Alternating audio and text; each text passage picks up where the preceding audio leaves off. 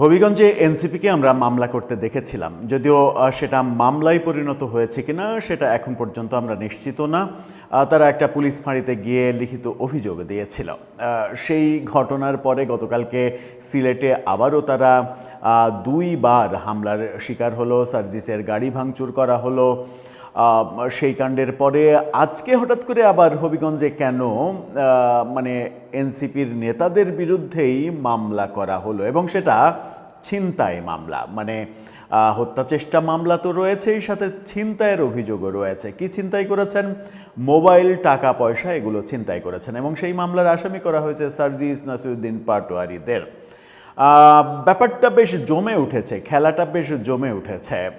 মানে যে মুহূর্তে মাঠে একেবারে আওয়ামী লীগ নেই, সেই মুহূর্তে বিএনপির সঙ্গে এনসিপির এতটা তিক্ত সম্পর্ক তৈরি হবে, এটা কি কেউ আমরা প্রত্যাশা করেছিলাম? কদিন আগেও প্রত্যাশা করিনি, কিন্তু এটা কেন হচ্ছে সেই প্রশ্নটা বারবার ঘুরে ফিরে আসছে।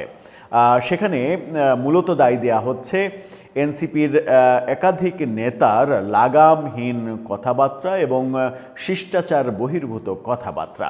তাতে তৃণমূল ক্ষেপে উঠেছে বিএনপির। চলুন একটু হবিগঞ্জে যাই, সেখানে কি মামলা দেয়া হলো, তার প্রেক্ষিতে সার্জিসরা কি বলছেন, এটা বুঝে ওঠার চেষ্টা করি। একটু থাকবেন পলিটিক্স টিভির নিয়মিত আয়োজনে।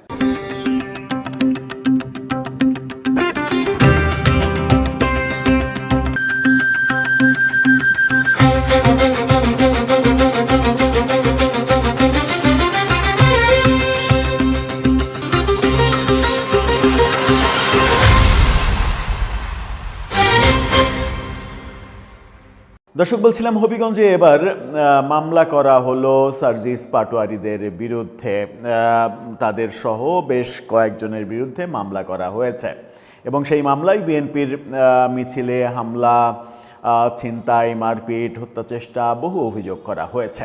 তার মানে এটা বোঝাই যাচ্ছে যে যেহেতু এনসিপি বিএনপি ছাত্রদলের বিরুদ্ধে মামলা করেছে, পাল্টা মামলা একটা দরকার। এই পাল্টা মামলা যেটা হলো, তার ফলে যেটা হবে সেটা হচ্ছে আগের মামলাটা অনেকটা হালকা হয়ে যাবে। এই পাল্টা মামলায় দুই পক্ষই চাইবে যে কেউই আর হয়রানির শিকার না হোক, দুই পক্ষই মামলা তুলে নেওয়ার ব্যাপারে সম্মত হবে। এরকম বাংলাদেশের রাজনীতি এটাই হয়। সাধারণত পাল্টাপাল্টি মামলা হলে এক ধরনের সমঝোতার চেষ্টা করা হয়। সেই সমঝোতার উদ্যোগ কখনো কখনো পুলিশের পক্ষ থেকেও নেওয়া হয়। কি ঘটল হবিগঞ্জে?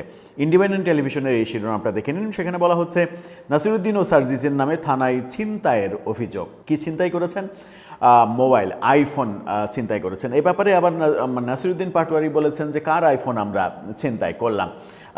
তারেক রহমান তো আইফোন ব্যবহার করেন না, অন্য কি যেন একটা ফোন ব্যবহার করেন, ব্লুবেরি না কি, এভাবেই তিনি বলেছেন। যাই হোক, খেলাটা বেশ জমে উঠেছে। এ ব্যাপারে সার্জিসও কথা বলেছেন। আগে জেনে নিই যে ভিতরে কি হলো। এনসিপির পাটোয়ারি এবং সার্জিস সহ দলটির 9 নেতার নামে থানায় এই মামলা করা হয়েছে। গত গভীর রাতে জেলা ছাত্রদলের যুগ্ম সাধারণ সম্পাদক ইকবাল হোসেন হবিগঞ্জ সদর মডেল থানায় এই অভিযোগ দায়ের করেন। তিনি ওই 9 নেতার নামে হামলা এবং ছিনতাইয়ের অভিযোগ এনেছেন। হবিগঞ্জ সদর মডেল থানার ভারপ্রাপ্ত কর্মকর্তা বিষয়টি নিশ্চিত করেছেন। তিনি বলেন, 9 জনের বিরুদ্ধে লিখিত এই অভিযোগ দেওয়া হয়েছে। অভিযোগের বিষয়ে প্রয়োজনীয় তদন্ত এবং যাচাই বাছাই পরবর্তী পদক্ষেপ নেওয়া হবে। লিখিত অভিযোগে বাদী বলেন, গত 28 জুলাই কেন্দ্রীয় ছাত্রদলের কর্মসূচির অংশ হিসেবে জুলাই আন্দোলনের শহীদ রিপন শীলের পরিবারের সঙ্গে সাক্ষাৎ, শোকসভা এবং আলোচনা অনুষ্ঠানে যাওয়ার সময় হবিগঞ্জ পৌরসভার কোট মসজিদের সামনে ছাত্রদলের নেতাকর্মীরা জড়ো হন। এ সময় এনসিপির নেতাকর্মীদের একটি দল সেখানে এলে দুই পক্ষের মধ্যে পাল্টাপাল্টি স্লোগান ও পরে ধাওয়া পাল্টা ধাওয়া শুরু হয়। এক পর্যায়ে দুই পক্ষের মধ্যে সংঘর্ষের ঘটনা ঘটে। এ সময় এনসিপির নেতাকর্মীরা লোহার রড, ইটের টুকরা সহ বিভিন্ন দেশীয় অস্ত্র ব্যবহার করে ছাত্রদল নেতাকর্মীদের উপরে হামলা চালায়। অভিযোগে বলা হয়, এতে ছাত্রদল নেতা মাহফুজ চৌধুরী, মোজাক্কের হোসেন ইমন সহ কয়েকজন আহত হন। এছাড়া কয়েকজনের কাছ থেকে মোবাইল ফোন ও নগদ টাকা ছিনতাই করে নেওয়ার অভিযোগও করা হয়েছে। এই অভিযোগ যখন করা হচ্ছে, তখন আমরা দেখছি যে এটা নিয়ে সার্জিস আলম ফেসবুকে বেশ ক্ষোভ প্রকাশ করছেন। এবং তিনি একটু ইতিহাসের দিকে ফিরে গেছেন। সার্জিস কি বলছেন তার ফেসবুক পোস্টটা একটু দেখে নিন। তিনি বলছেন যে আওয়ামী লীগ মির্জা ফখরুল ইসলাম আলমগীরের বিরুদ্ধে সিটি কর্পোরেশনের ময়লার গাড়ি ভাঙচুরের মামলা দিয়েছিল।